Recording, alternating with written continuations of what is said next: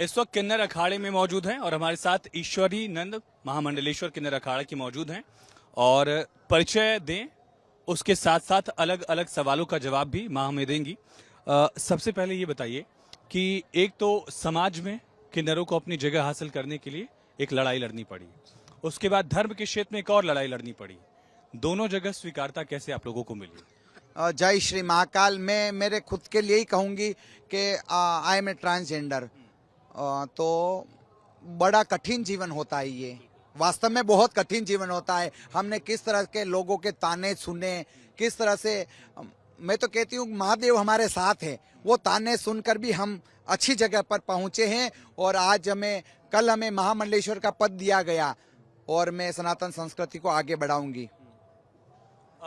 धर्म में मान्यता मिली, जुना अखाड़े के साथ आप लोगों को एक तरह से लाया गया, एक अलग अखाड़ा बनाने की बात हो रही थी और अगला कुंभ भी अब हम देख पा रहे हैं। एक तरह से कहा जा सकता है कि किन्नर अखाड़े के सबसे नए महामंडलेश्वर भी आप हैं, मेवाड़ की धरती से आप आती हैं, क्या संदेश है इसका?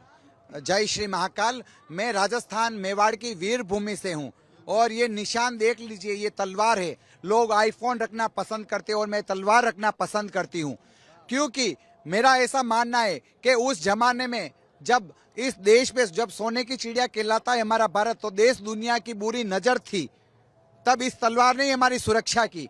हमारे महाराणा प्रताप ने घास की रोटियां खाई, अलग ऐसे घाव सहन किए और इस तलवार से अपने लिए लड़ाई लड़ी। तो मेरा स्वागत होता है कहीं, तो मेरा स्वागत नहीं। मेवाड़ की तलवार में धार कितनी है? मेवाड़ की तलवार में ऐसी धार है जो किसी में धार नहीं है ऐसी। क्योंकि एक बार दिखाइए माँ। मेवाड़ की तलवार ने और इस भारत के वीरों ने इस तलवार से इस भारत की धरती को अनेक बार ऐसे शत्रु देशों को, इस भारत की धरती को, इस भारत माता को मुक्त कराया अपने बलबूते पे। भारत माता की एक मिनट, ठीक है। श्रृंगार भी है और हथियार भी है, दोनों को कैसे संभाल रही हैं आप? जी, मैं खुद को झांसी की रानी की बहन ही समझती हूँ। मैं बड़ी दुखी हूँ कि मेरा उस युग में जन्म क्यों नहीं हुआ, क्योंकि मैं शस्त्र विद्या में निपुण हूँ। मैं शास्त्र जानती हूँ और शस्त्र भी जानती हूँ। मेरा ऐसा मानना है कि देश संविधान से चल रहा है, पर आप यूक्रेन के हालात देख लीजिए। यूक्रेन में संविधान बचा है क्या? नहीं बचा। यूक्रेन 100 वर्ष पीछे चला गया है। भारत अनेक बार दूसरे देशों का गुलाम बना है। मैं नहीं चाहती, मैं पूरे दिल से प्रार्थना करती हूँ ऐसा कभी ना हो, पर पता नहीं चलता है दूसरे देशों में क्या दिमाग में चल रहा है। तो मेरा मानना ऐसा है कि जितने भी भाई बहन इस न्यूज चैनल के माध्यम से मुझे देख रहे हैं, तो संविधान के भरोसे ही न रहे, खुद के भरोसे भी रहे, क्योंकि खुद की सुरक्षा खुद के हाथों में है सबसे पहले। अगर कोई भी खतरा आएगा तो पुलिस प्रशासन आएगा जब आएगा। अगर अपन को कुछ करना आता है, लड़ना आता है, तो थोड़ा तो लड़ेंगे। और मैं अपनी बेटियों से विशेष कहना चाहूंगी कि आप नारी माता है, नारी शक्ति है, पर नारी एक वक्त ऐसा भी आता है जब चिंगारी बन जाती है और वो बननी चाहिए, उसमें है वो आग बाहर निकालनी चाहिए अगर ऐसा कुछ हो जाता है तो। क्योंकि अपराध बहुत बढ़ रहे हैं नशे के कारण।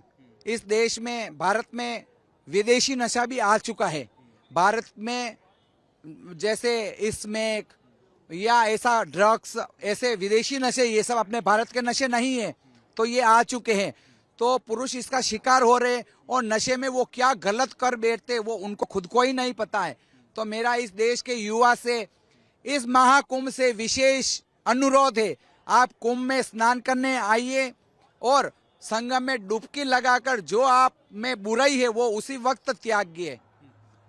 एक और सवाल आपसे। अभी हमने सुना कि कोई ट्रेन में अगर किन्नर पैसा मांग रहा है तो उसका सवाल आपसे किया जा रहा है। संवेदनशीलता कितनी आई है समाज में आप लोगों की? और आपने बड़ा सहजता से उसका जवाब दिया। अब चाहती तो खारिज कर सकती थी। मैंने अभी तक किसी महामंडलेश्वर से नहीं सुना कि चोरों चक्कों का सवाल उनसे पूछा जा रहा है कि भाई किसी ने चोरी किया, कुछ भी किया, तो उनसे सवाल नहीं किया गया। तो ये कितना असहज कर रहा है या कितनी संवेदनशीलता की एक्सपेक्टेशन इन लोगों से आप करेंगे, किसी से, मुझसे भी अगर आप करेंगे? मैं तो यही कहना चाहूंगी कि ईश्वर ने आपको दान देने वाला बनाया है, लेने वाला नहीं बनाया है। अगर आपके सामने ऐसा कोई आ जाता है तो मनुष्य बहुत समझदार प्राणी है। अपन गौशालाएं चला रहे हैं, वृद्धाश्रम चला सवाल रहे से हैं। आप असहज क्यों नहीं हुई?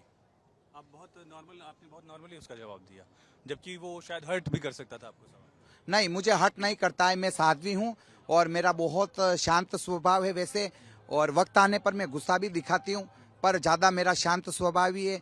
और मैं तो बार बार कहती हूँ कि मनुष्य बहुत बुद्धिमान प्राणी है, दूसरे सारे जीव मनुष्य के वजह से ही चल रहे हैं। जैसे पशु पक्षी को दाना डालना, गाय भैंस को चारा डालना, गाय गौपालक करना, सब मनुष्य बहुत दिमागदार है। तो अगर एक मनुष्य किसी का किन्नर रूप में जन्म हुआ है, अगर वो आपके सामने मांगने आ ही गया है तो आपको क्रोध नहीं दिखाना चाहिए, यथाशक्ति आपको कुछ दान देकर उनको आगे बढ़ाना चाहिए और उनको ये कहना चाहिए, बहन बेटी हम आपके साथ हैं, दुखी ना हो। अभी कुछ लोग आशीर्वाद लेने की कोशिश कर रहे थे, मना कर दिया उन्होंने। ऐसा क्यों? पहली बार मैंने देखा कि कोई महान मंडलेश्वर आशीर्वाद नहीं देना चाह रहा। कौन? हम? अभी देखा मैंने कुछ लोग पैर झुका। नहीं, बात ऐसा है कि जैसे कि मैं तो आप में हर कण कण में ईश्वर देखती हूँ। महामंडलेश्वर का काम यही नहीं है कि मैं आपके मेरे पैर पकड़ाऊं। मैं तो दूर से ही आशीर्वाद देती हूँ और मैं तो कहती हूँ झुको नहीं, सर उठाकर जियो शान से। आशीर्वाद हाथ से भी दिया जा सकता है, आशीर्वाद दिल से भी दिया जा सकता है, कोई जरूरी नहीं है पैर छू के ही दिया जा सकता है। बहुत भीड़ है अभी, मैं नहीं चाहती कि कोई भीड़ में कुचला जाए नीचे झुककर। ये महाकुंभ है, इसलिए मैं चाहती हूँ कि आप दूर से ही आशीर्वाद ले और अच्छे से रहे। जी, माफ कीजिएगा। किन्नर अखाड़े में कोई कैसे साधु संत बन सकता है? कोई ट्रांसजेंडर है, धर्म के प्रति आस्था रखता है, तो कैसे आपसे जुड़ सकता है? फिर उसमें मंडलेश्वर कैसे बनते हैं, महामंडलेश्वर कैसे बनते हैं? लक्ष्मी नारायण त्रिपाठी जी जो आपकी एक तरह से पीठाधीश्वर हैं, उस पद तक वो पहुंची हैं। बाकी सीढ़ियां क्या हैं? बाकी संन्यास का तरीका आपके अखाड़े में क्या है? जी, जय श्री महाकाल। हम जूना अखाड़ा किन्नर अखाड़ा एक ही है और सबसे पहले महामंडलेश्वर का यही कार्य है कि अलग अलग जगह अलग अलग निवास स्थान पर महामंडलेश्वर बैठाए गए हैं और बैठा रहे हैं, ताकि उस एरिया में जो भी किसी की वैराग्य की भावना है, संत बनने की भावना है, कोई दूसरा कार्य करने की भावना नहीं है, तो वो उस महामंडलेश्वर से दीक्षा ले सकता है। पहले महंत बनते हैं, फिर उस योग्य होता है, धीरे धीरे आगे बढ़ते हैं, फिर उस योग्य होता है तो उसको महामंडलेश्वर पद दिया जाता है, अचानक नहीं दिया जाता है। कोई सन्यासी बनता है तो उसके लिए भी देखा जाता है, अखाड़े देखते हैं कि ब्रह्मचर्य का पालन है, सात्विकता है, परिवार से दूरी वाला जो कई सारे उसमें नियम कायदे होते हैं। आपके अखाड़े में क्या है? जी, हमारे अखाड़े में बहुत सारे नियम हैं। प्लीज बताइए। सबसे पहले तो व्यसन मुक्त होना चाहिए, भावना अच्छी होना चाहिए, शांत मन के होने चाहिए, और तीसरा भक्ति वाला होना चाहिए, ईश्वर के प्रति श्रद्धा रखने वाला चाहिए, मानव के प्रति भी अच्छे होना चाहिए उसके विचार। तो और इस अखाड़े से वही व्यक्ति जुड़ेगा जो साधु है सबसे पहले तो, और जो जिसका दिमाग तेज है या वो गलत रास्ते पे है तो वो उस अखाड़े से आएगा ही नहीं। और आएगा, अगर गलती से भी आ गया, अखाड़े ने ले लिया तो वह ज्यादा दिन नहीं टिक पाएंगे, उनको निकाल दिया जाता अगर कोई गलत होता है तो। हमारी माँ ने बहुत सारे नियम बना रखे, उन नियम का हमें पालन करना पड़ता है और हम कर भी रहे हैं।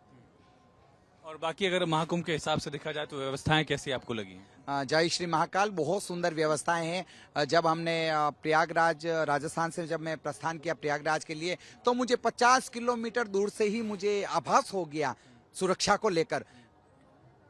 हर 2 किलोमीटर पे पुलिसकर्मी तैनात हैं, तो ये तो मुझे फिक्स हो गया कि अपन सुरक्षित हैं।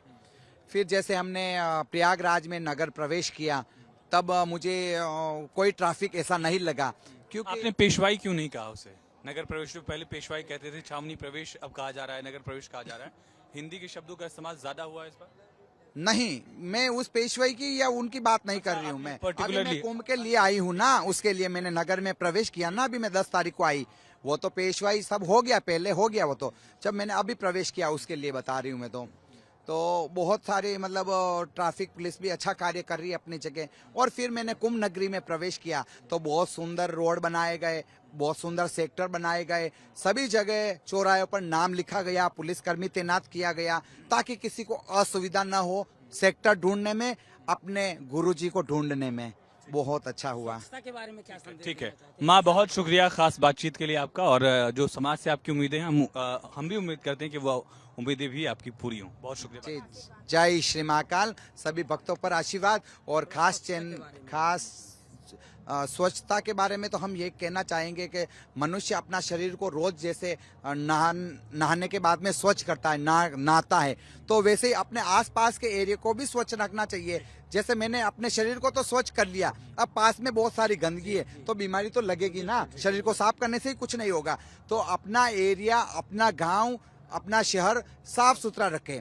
ए माँ पेलिया मने सुधार, मैं सुधरू सुधरे परिवार फिर संसार। तो पहले खुद को सुधारो, फिर परिवार को, फिर गांव को, फिर शहर को।